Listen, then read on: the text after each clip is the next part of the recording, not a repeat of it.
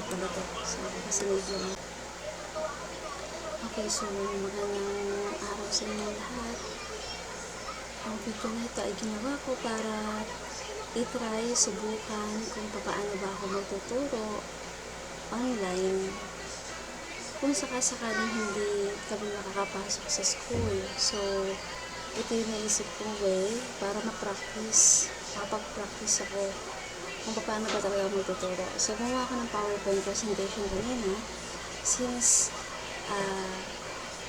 Filipino ang aking tuturo, ang 100% subject sa school namin. So, Filipino naman din yung aking tuturo. So, ito yung PowerPoint presentation na ginawa ko kanina. Ito, hindi pala ito. So, kasi medyo lang sa items. Tsaka itong pangalan. So, bakit to? Ano? Hindi pwede. So, ito yung PowerPoint ko. Pasensya na kasi maingay yung anak kong bunso. So, try ko lang ito kung paano ito ginagamit.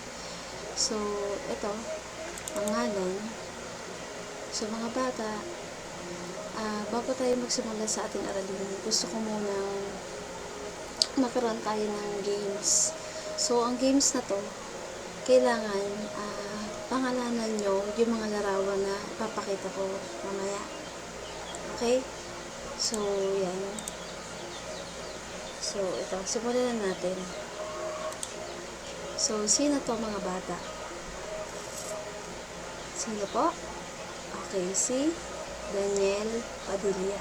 So, susulatan natin siya. Palitan ko lang ng kulay. Daniel Padilla. Hirap talaga magsulat kasi mouse lang yung gamit ko. Daniel. Challenge talaga to mga bata kasi mouse yung ginagamit ko na pansulat. Daniel Padilla. Pero kakayanin. Ayun. Kakayanin natin kasi guro tayo. Teacher ako. Kaya lahat kaya. Bahala na. Si Daniel Padilla. Next. Ano tawag dito? Bola. Okay. So, bola.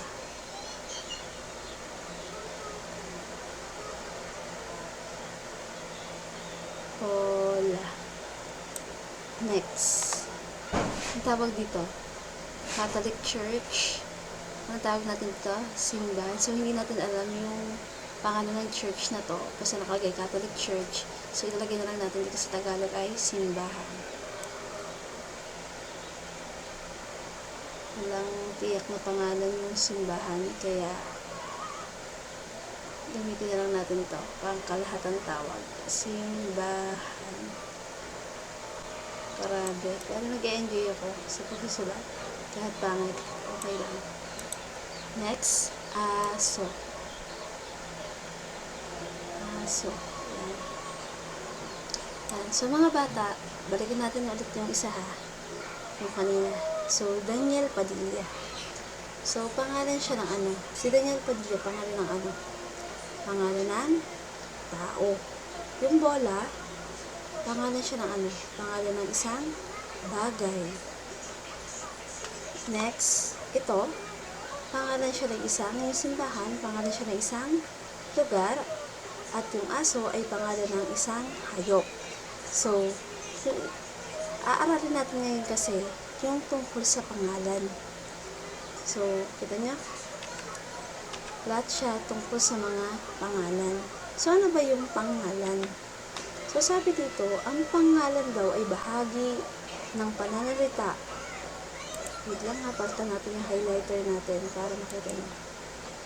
Ang pangalan ay bahagi ng pananalita na tumutukoy sa ngalan ng tao, hayop, bagay, pook, o pangyayari.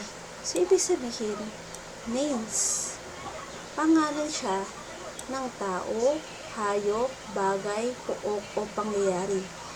Pangalan ng mga nabubuhay at mga walang buhay. So, ibig sabihin, ang pangalan ay bahagi siya ng pananalita na tumutukoy sa lahat ng pangalan ng tao, hayop, bagay, puok o pangyayari. So, maaari ito'y nabubuhay o hindi nabubuhay. Basta may mga pangalan. So, napakarami yan. Lahat ng nakikita mo sa paligid mo, ito ay tinatawag na pangalan. So, yung pangalan, class, ay nahahati sa dalawang uri. Tinatawag itong pangalang pantangi at pangalang pambalana. So, pag sinabing pangalang pantangi, dito muna tayo sa pangalang pantangi, class. Yan, pangalang pantangi.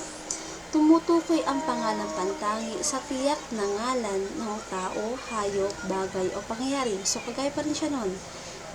Hayop, pangalan ng tao, hayop, bagay, puok o pangyayari. Pero, anong pinakaiba niya sa pambalana? Ito ay may tiyak. Ibig sabihin sa English, may sure, may specific na pangalan, may specific name, may sadya kang tawag, may talaga kang tawag sa pangalan na yon. So, for example, tao ako, pero ano yung pangalan ko? Ano yung tiyak na ngalan ko? So, ako si Ma'am Daisy. Ma'am Daisy. O si Ginang Daisy Ann. Yan. So, sa hayop, maraming klase ng hayop, pero sabi, tiyak.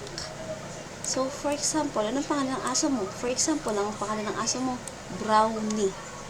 Yan. Nagsisimula din ito sa malaking titik. So, kung mapapansin nyo, balik ko dito ha. Ito, may tiyak na pangalan yung tao na to. So, ang pangalan ng tao na yan ay si Daniel Padilla.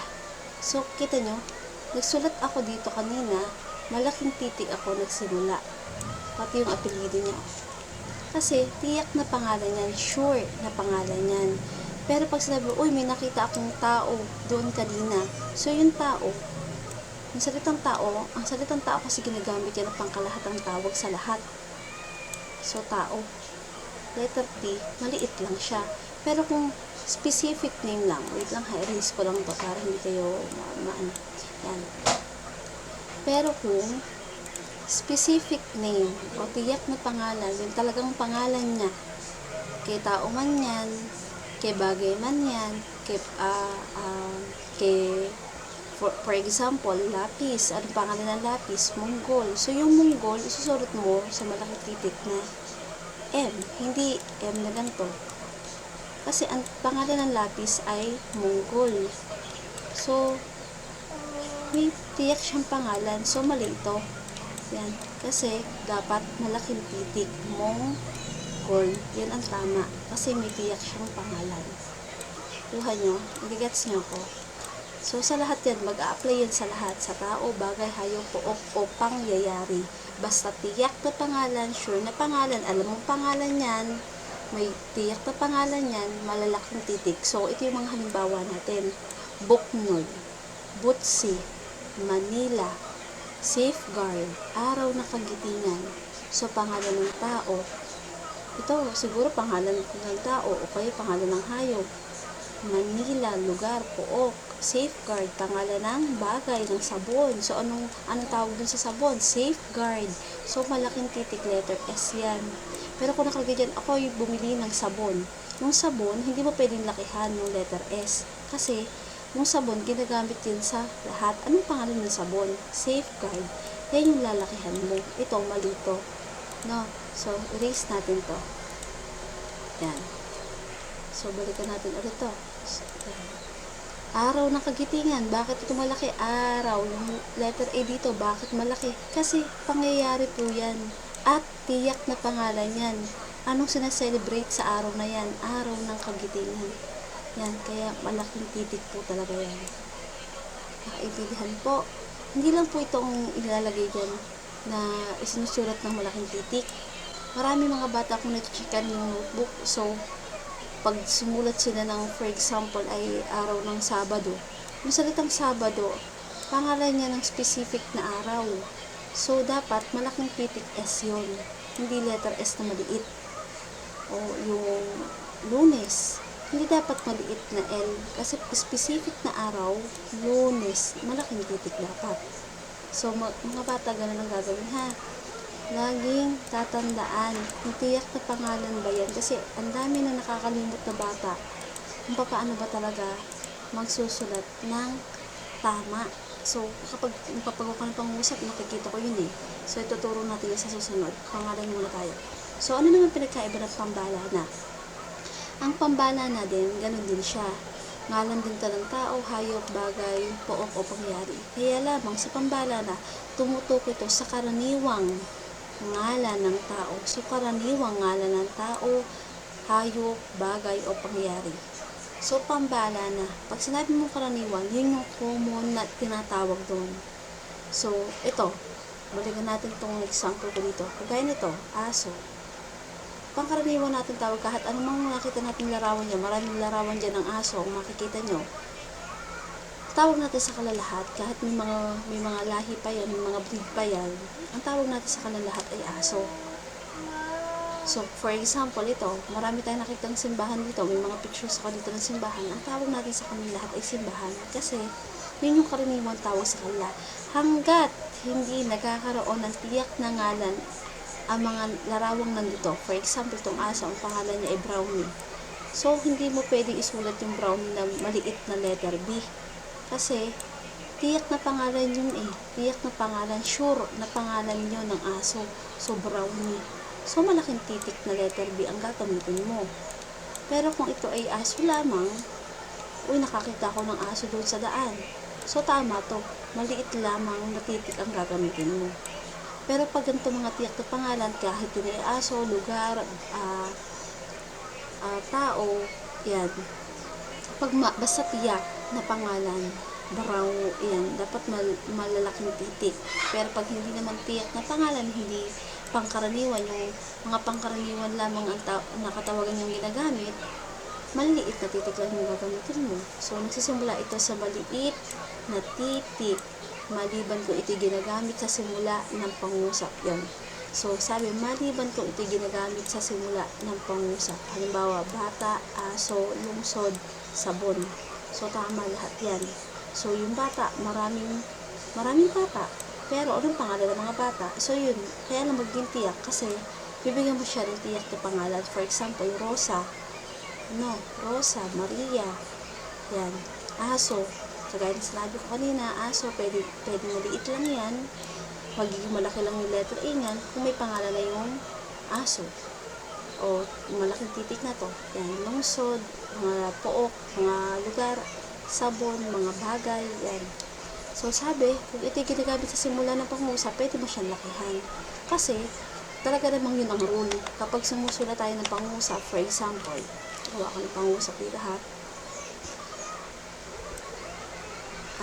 For example, ano ba ilalagay ko dito? Lapis. So, lapis. Sensya na sa timing guys ha, mga bata. Kasi, lapis ang gamit ko. Lapis ang gamit ko. Yan, kasi ang hirap talaga magsulat gamit ang mouse. Pero, ito yung actual na pagtuturo ko. Lapis ang gamit ko. Tuldok. Pagkakalimutan yan. Para maging pangungusap, dapat may bantas. Pero, anong mali? Itong letter N. Kasi kahit pa ito ay pangalang pambalana at ang rule ay kung ito ay nasa simula ng pangusap, dapat ito ay malaking titik mo isusulat. Ganyan po. Naintindihan? So, dapat malaking titik. Ang pambalana ay maisusulat mo lang sa malaking titik kung ito ay nasa unahan ng pangungusap.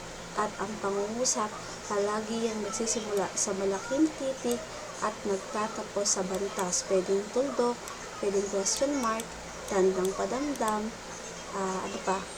yung mga pautos, yung mga ganyan, tuldok lang hindi naman yan, pakiusap, tuldok lang hindi naman yung ginagamit na bantas. So, ang tawag natin dito ay bantas. So, yun yung rule. Ang pambalana ay isusulat mo lang sa malaking titik kung nasa umpisa siya ng pangungusap. Pero, kung wala naman siya sa umpisa ng pangungusap, for example, ang gamit ko ay lapis. For example ang gamit ko ay lapis. Erase natin yan. Erase all ink yan. So, ito. Highlight ito.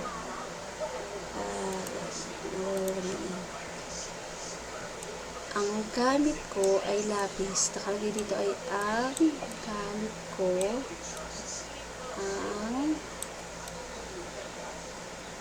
gamit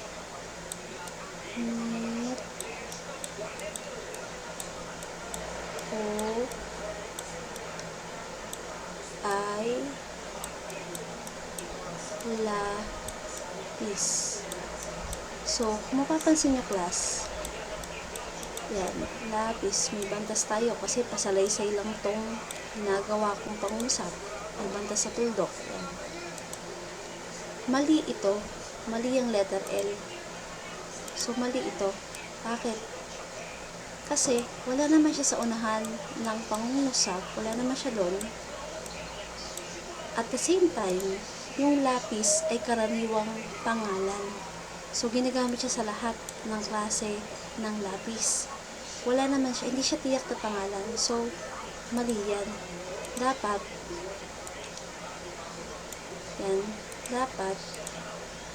letter L lang yan. Maliit na titik L lang po yan. Na po. So, dapat maliit na titik letter L lang. Ganyan po ang gagawin. So, sana naiintindihan nyo. Basta pambalana, maliit na titik, maliban na lang po siya nasa umpisa ng pangungusap, saka mo lang siya lalakihan. Pero kung wala naman siya doon, hindi siya tiyak na pangalan, ginagamit siya sa pangkalahatang tawag sa lahat, sa tao, bagay, hayop o pangyayari, maliit na titik lang lagi yan. Naintindihan? So, yan po yun. So, ang pangalan ay bahagi ng pananalita na tumutukoy sa ngalan ng tao, hayop, bagay, pook o pangyayari. Yan. May dalawang klase yan, pantangi at pambalana. So, try natin dito. Una ng tamang pangalan ang sumusunod na pangungusap. So, dito kayo titingin. So, kita nyo to, kabataan. Anong uri ng pangalan tong kabataan? Pantangi ba siya o pambalana? Okay, kung ang sagot nyo ay pambalana, tama po kayo. Kasi ito ay ginagamit na karaniwang ginagamit sa pangkalahatan, kabataan. Sino-sino yung mga batang yun? So, for example, siya si Alonso, siya si Mikay, siya si Daniel, siya si Catherine. So, yun yung mga tiyak na pangalan. Pero pag ganitong kabataan, tama yung pagkakasulat niya, maliit na titik lang, kasi pambala na yan. Proyekto. Anong proyekto yun? Anong project yun? Kunwari ay proyekto sa Pilipino.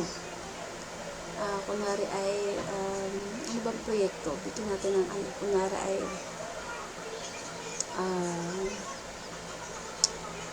iwas COVID project. O kaya ay, proyekto sa pag-iwas sa COVID. Yan, mga pangalang tiyak na yon. Kasi may tiyak na pangalan ako dun sa proyektong yon. Bansa, maraming klase ng maraming tawag, maraming bansa. So, maliit na titik lang din to. Bakit? Kasi ang bansa ay karaniwang ginagamit sa lahat. So, kung nakalagay dito Pilipinas, ay talagang malaking titik yung letter P. Kasi tiyak na pangalan ng Pilipinas. O kaya Amerika, China. Yan ang mga tiyak na pangalan. Pero kung bansa ang nakasulat, ay tamang maliit lang na titik yan. Pambala na to, pambala na to, pambala na to. So dito, Lea Salonga, tiyak na pangalan ng tao. So ito ay tamang sinulat ng malaking titik dahil siya ay pantangi. Ito ay pambalan. So, sagutan natin to. Number 1, ang patlang ay pag-asa ng bayan. Sino ba yung pag-asa ng bayan? Okay. So, kabataan. Gagawa kami ng patlang para sa pangangalaga sa sarili. Ano ang gagawin ko? Oops. Meron na ano yung ano ko yung mouse ko. sa mga nabangga. Yan, proyekto. Tunay ngang katangi-tangi ang ating bansa. Yan. Susulat mo lang siya dito. Okay. Katangi-tanging Pilipino, sino? Si Lea Salonga. Malaki ang responsibilidad ng pamahalaan sa taong bayan. So, I hope naiintindihan nyo mga bata yung pagkakaiba ng pantangi sa pambalan. Pag pantangi, laging may sure na pangalan. Pag pambala na, ginagamit sa